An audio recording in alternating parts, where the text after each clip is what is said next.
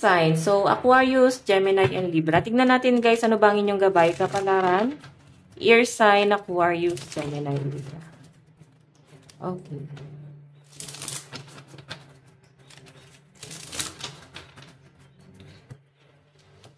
Ayan guys, pasensya na po sa mga sasakyan na dumaan. Air sign. So guys, meron tayong Four of Swords. Meron tayong Ace of Pentacles. Meron tayong Ten of Wands. And Nine of Wands. Yung iba sa inyo guys, ayan, mukhang nahihilig kayo sa mga, shopping online. Sa mga, ayan, pag-online, no. Actually, parehas tayo. Nabubudol din ako ng ganyan, air sign.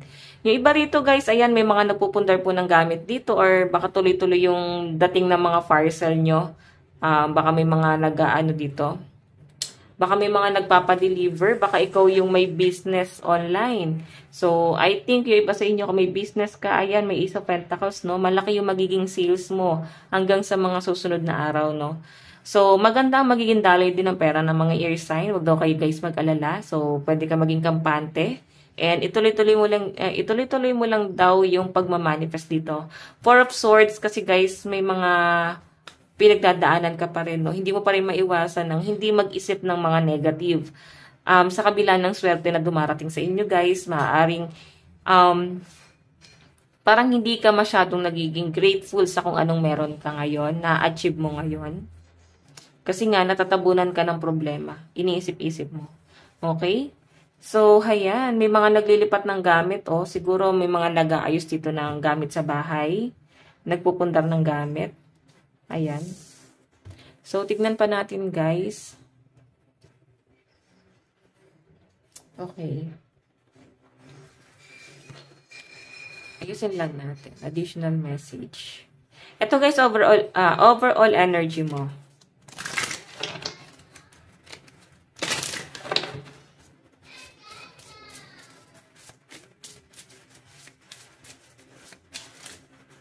Overall energy. So, guys, meron tayong raindrops. Meron tayong lighthouse. And lavender. Okay.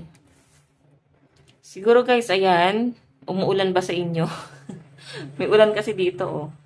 Or baka inaantay niyo na umulan. So, ayan, guys. Take a chance on them. Ibig sabihin, merong senaryo na mangyayari daw ngayong araw na para bang ito yung magiging dahilan para maging close ka ulit sa isang tao or mapalapit ka dun sa isang tao. Magkakaroon guys ng sitwasyon dito. Okay, so may nakikita rin ako guys, ayan, ear sign, lighthouse, I'm always enough. Don't doubt your word. So, iba sa inyo guys, nawawalan ka ng ng pag-asa or nawawalan ka ng confidence sa sarili mo. Yes, maging tayo guys, makontento tayo. Totoo naman yun guys, na makontento tayo sa buhay natin. Pero depende po sa sitwasyon, no, kung saan ka makokontento. Meron kasi guys na dapat makontento ka lang sa love life mo. Kung mabait yung partner mo. Pero kung yung partner mo guys, napakasama sa inyo, binabaliwala ka talaga guys. So, bakit ka makukontento sa ganon? Dapat alam mo yung worth mo, Don't doubt your worth. I am always enough. Sa sarili mo, no? Okay? Mas pipiliin mo na this time yung sarili mo kaysa masaktan ka ng paulit-ulit. Okay? So, guys, ang lucky number mo is 39, 20, and 19. Tingnan pa natin, guys, pagdating po sa inyong trabaho.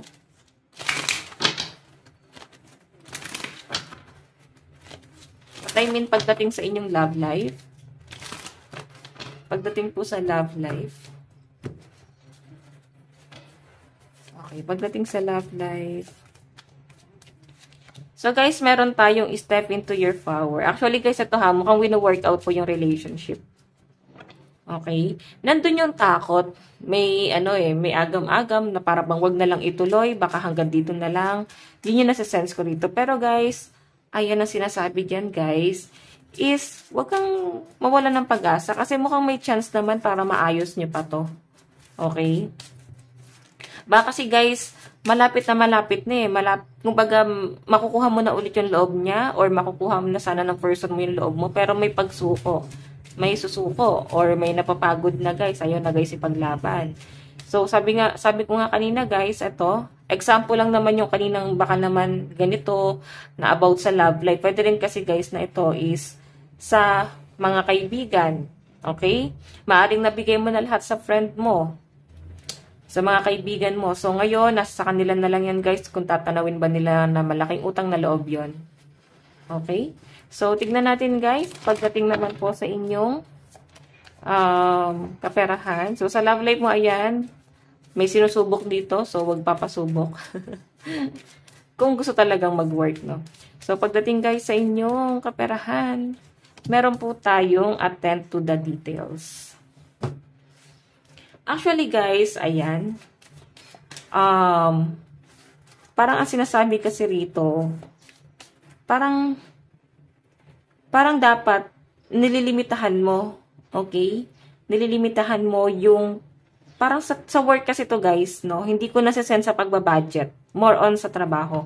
Meron kang dapat limitahan, pakikipag-usap mo sa katrabaho mo, or sa pakikisama mo. Kasi parang nami-misinterpret ka. Or baka guys, ayan, may nagchuchuchu sa'yo.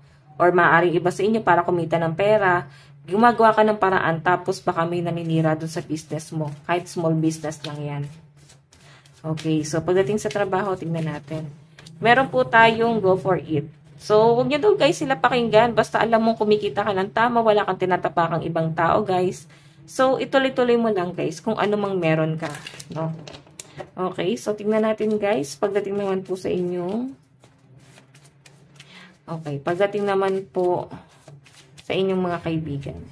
Meron po tayong embrace the flow of life. Okay, so pagdating guys sa mga kaibigan, parang kailangan, wag naman guys daw sobrang attached, no? Kasi sabi nila, kung mahal mo yung taong to, kung mahal mo yung mga kaibigan mo, yung family mo, wag mo masyadong idikit sa inyo. Ganon din guys sa pagmamahal mo sa partner mo. Huwag ka masyadong attached dun sa person mo. Dapat laging may limit, no? Nandun pa rin sa point na mahal mo yung sarili mo at mahal mo sila. Kasi pagka guys, sobra yung attachment, di ba? Hindi nagkakasundo. Kasi, ito yung gusto mong mangyari, ito yung gusto nyong mangyari sa inyo. So, dahil nga sobrang attachment, nagiging controlling na yan, guys. So, may mga kaibigan ka ba masyadong makontrol or pwede ikaw to?